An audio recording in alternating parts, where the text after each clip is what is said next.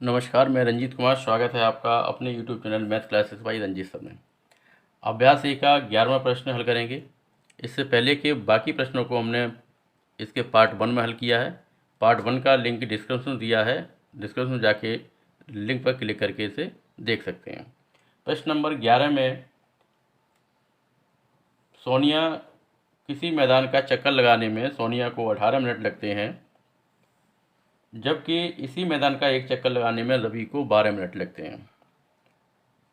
वे दोनों एक ही समय पर चक्कर लगाना प्रारंभ करें तो कितने समय बाद वो पुनः प्रारंभिक स्थान पर आ जाएंगे। हमें ये ज्ञात करना है कि दोनों चक्कर एक साथ लगाना प्रारंभ करें तो कितने समय बाद दोनों वो उसी बिंदु पर मिलेंगे जहाँ से उन्होंने चक्कर लगाना प्रारंभ किया था। यानी 12 और 18 का हमें एलसीएम निकालना पड़ेगा। 18, 12 गुणनखंड करेंगे। दो ने 18, 2 6 12, 2 से 2 3 6, फिर 3 से कट जाएगा हमारा, 3 3 9, 3 एकन 3, और 3 से 3 एकन 3, 3 एकन 3। तो एलसीएम बराबर हो जाएगा हमारा 2 गुणा 2 गुणा 3 गुणा 3 बराबर हो गया 36 मिनट। यानी दोनों 36 मिनट बाद पुनः एक ही बिंदु पर मिलेंगे, एक ही बिंदु पर मिलेंगे। प्रश्न नंबर 12 में ट्री चार्ट दिया हमें। x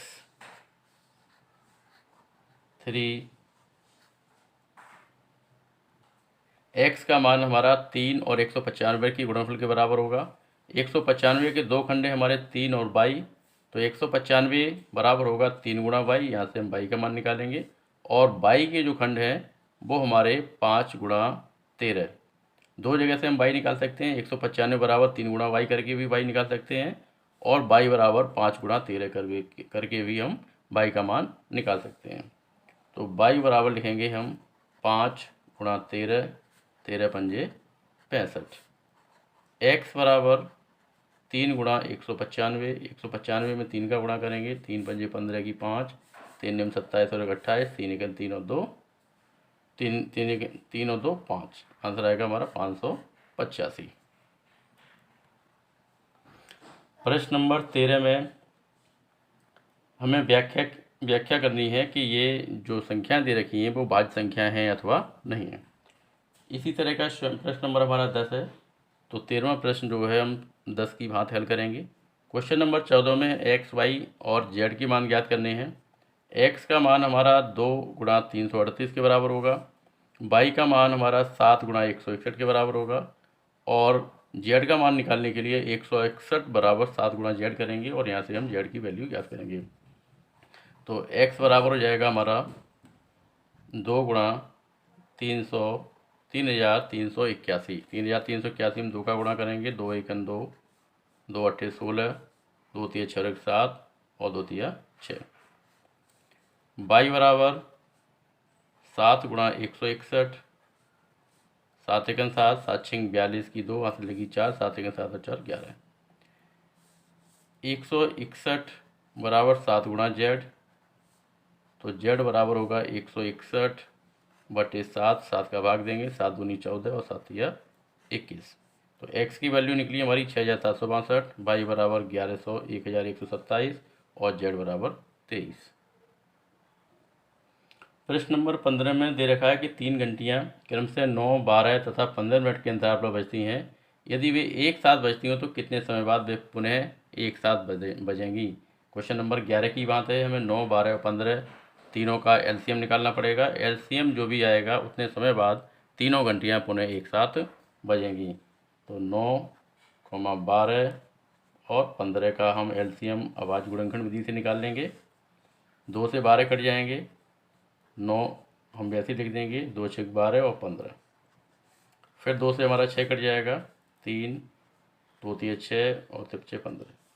इसके बाद 3 का भाग देंगे, 3 एकन 3, 3 एकन 3, तिपचे 15 और फिर 5 का भाग देंगे, 1 1 और 1। एलसीएम आएगा 2 गुणा 2 गुणा 3 गुणा 5, 5 तिया 15, 15 दूनी 30 दूनी 60 मिनट, यानी 60 मिनट बाद तीनों घंटियाँ एक साथ बजेंगी। 60 मिनट बाद तीनों घंटियाँ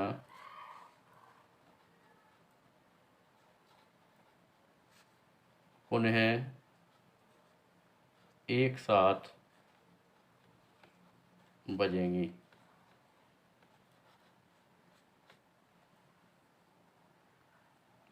प्रश्न नंबर 16 में एक कैंटीन में 144 कार्टून कोक के तथा 90 कार्टून पेप्सी के हैं। यदि प्रत्येक समय पेय की गड्डी समान ऊंचाई की है और समान कार्टून रखें तो प्रत्येक गड्डी में कार्टून की अधिकतम संख्या क्या होगी।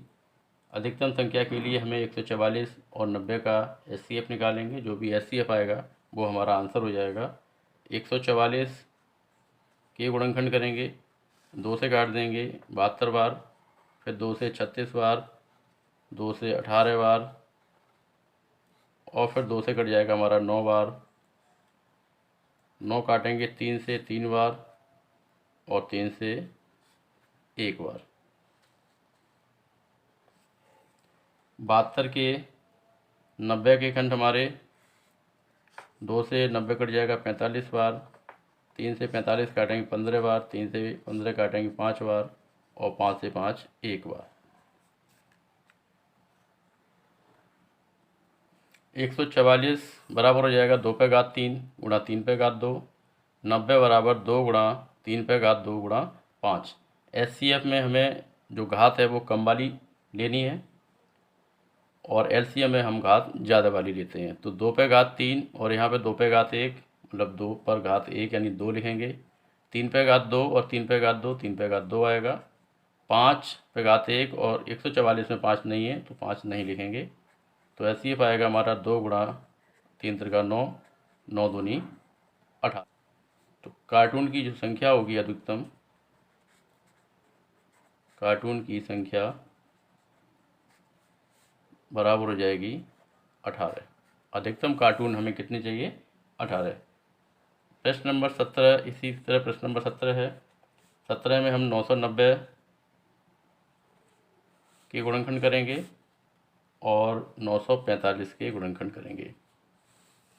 990 के गुणनखंड 2 से डिवाइड करेंगे, 2 चौक 8, 2 नंबर 18, 2 पंजे 10। 3 से डिवाइड करेंगे, 3 एकन 3, 3 18, तिपचे 15। फिर 3 से डिवाइड करेंगे, 3 पंजे 15 और 3 पंजे 15। 5 से डिवाइड करेंगे 11 बार और 11 से 11 एक बार। 3 से डिवाइड करेंगे, 3 त्रिका 9, 3 एकन 3, तिपचे 15 और 3 से डिवाइड करेंगे, 3 एकन 3, 0, तिपचे 15। 3 से 105 35 बार, 5 से 35 7 बार और 7 से 7 एक बार। 990 के गुणनखंड हो गए हमारे 2 गुणा 3 पे घात 2 गुणा 5 गुणा 11। 945 के हमारे गुणनखंड हो गए 3 पे घात 3 गुणा 5 गुणा 7। एचसीएफ घात हम लिखेंगे कम, यहाँ 2 पे घात 1 है, नीचे 2 पे घात कोई भी नहीं है तो 2 नहीं लिखेंगे। 3 पे घात 2, 3 पे घात 3 यानी 3 पे घात 2 गुणा 5 पे घात 1, 5 पे घात 1, 5 पे घात 1 लिखा जाएगा। 7 और 11 नहीं है तो 7 और 11 छोड़ देंगे तो बराबर हो जाएगा 9 गुणा 5, 9 पंजे 45। तो जो टोकरियों की संख्या है, टोकरियों की संख्या बराबर आएगी 45। Question number 18। प्रश्न नंबर 18 में 378, 180 और 420 का हमें एचसीएफ तथा एलसीएम ज्ञात करना है और इन तीनों संख्याओं का गुणनफल ये बताना है कि एचसीएफ या एलसीएम और एचसीएफ के गुणनफल के बराबर है अथवा नहीं है। तो सबसे पहले हम तीनों संख्याओं की आवाज़ गुणनखंड करेंगे। 378 2 से भाग देंगे, 2 एकन 2, 2 अट्ठे 16, 2 नंबर 18, फिर 3 से डिवाइड हो जाएगा, 3 छः 18, 3 त्रिका 9, तीन दूनी 6, 3 एकम 3, 3 से 3 7 21, 7 से 7 एक बार। 180 के गुणनखंड 2 से 2 ने 18, 2 से 45 बार, 3 से 15 बार, 3 से 5 बार और 5 से एक बार। 420 के गुणनखंड करेंगे, 2 से डिवाइड करेंगे, 2 दूनी 4, 2 एकम 2, 0, फिर 2 से 105 बार, 2 से 3 से डिवाइड होगा 35 बार और 5 से 35 7 बार, 7 से 7 एक बार। 378 के गुणनखंड हुए हमारे 2 गुणा 3 पर घात 3 गुणा 7। 180 के गुणनखंड हुए हमारे 2 पे घात 2, 3 पे घात 2 गुणा 5। 420 के गुणनखंड हुए हमारे 2 पे घात 2 गुणा 5 गुणा 7। हमें इनका 378 के गुणनखंड होंगे हमारे 2 गुणा 3 पे घात 3 गुणा 7।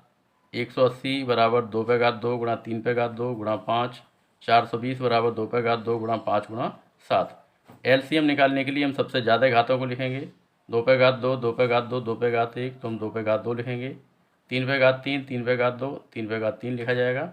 5 पे घात 1 यानी 5 और 7 बराबर हो जाएगा 2 पे घात 2 4 गुणा 3 गुणा 3 गुणा 3 27 गुणा 5 और गुणा 7।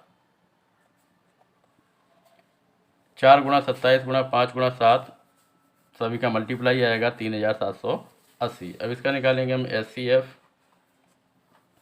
एचसीएफ में हम कम वाली घात लिखेंगे यानी 2 लिखा जाएगा। 3 पे घात 3 है, 3 पे घात 2 है, यहाँ 3 नहीं है तो 3 नहीं लिखेंगे हम। 5 हमारा 420 में 5 है, 180 में 5 है, लेकिन 378 में नहीं है, 5 भी नहीं लिखा जाएगा। 7 हमारा 378 में है, 180 में नहीं है और 420 में है, तो हम 7 भी नहीं लिखेंगे। तो हमारा एचसीएफ जो आएगा वो आएगा 2।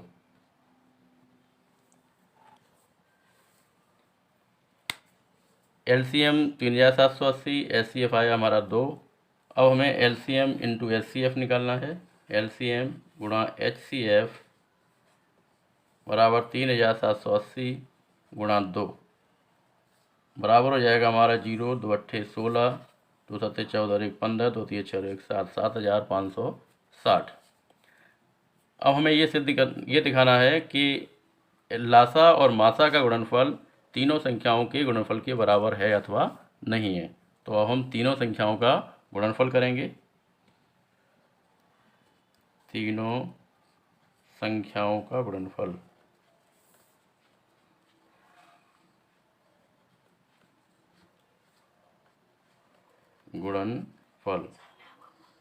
बराबर 378 गुणा 180 और गुणा 420 करना है बस। तीनों संख्याओं का गुणनफल आएगा हमारा 28, 57, 68, 00। दोनों एलसीएम और एचसीएफ का मल्टीपल तीनों संख्याओं के गुणनफल के बराबर नहीं है।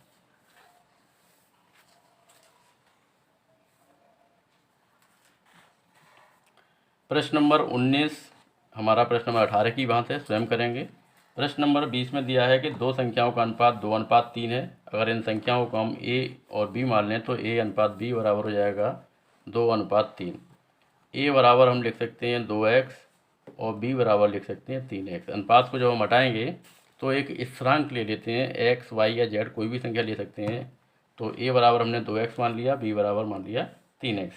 किताब में हमें एलसीएम दे रखा है 180, हमें निकालना है मासा यानी एचसीएफ। ए के गुणनखंड हो जाएंगे हमारे 2 गुणा एक्स और बी के गुणनखंड हो जाएंगे हमारे 3 गुणा एक्स। इसका एलसीएम बराबर होगा हमारा 2 गुणा 3 और गुणा एक्स यानी 3 दूनी 6x। और एचसीएफ में क्या करेंगे, जो संख्या हमारी दोनों में है वो हमारा एचसीएफ होगा। तो x हमारा दोनों में है, एचसीएफ हो जाएगा हमारा x। अब हमें वैल्यू निकालनी है x की, x का मान निकालना है। सवाल में मैं एलसीएम 180 दिया है और हमने जो एलसीएम निकाला वो कितना करा 6x, तो 6x को हम 180 के बराबर कर देंगे। x बराबर आएगा 180 बटे 6, 6 एकन 6, 6 3 18, x का मान आया हमारा 30। और HCF बराबर हमारा x था, x की वैल्यू 30 आई, तो HCF बराबर हो जाएगा हमारा 30। यही हमें ज्ञात करना। ये प्रश्नावली अब हमारी समाप्त हुई। अब मिलेंगे अगली वीडियो में, तब तक के लिए धन्यवाद।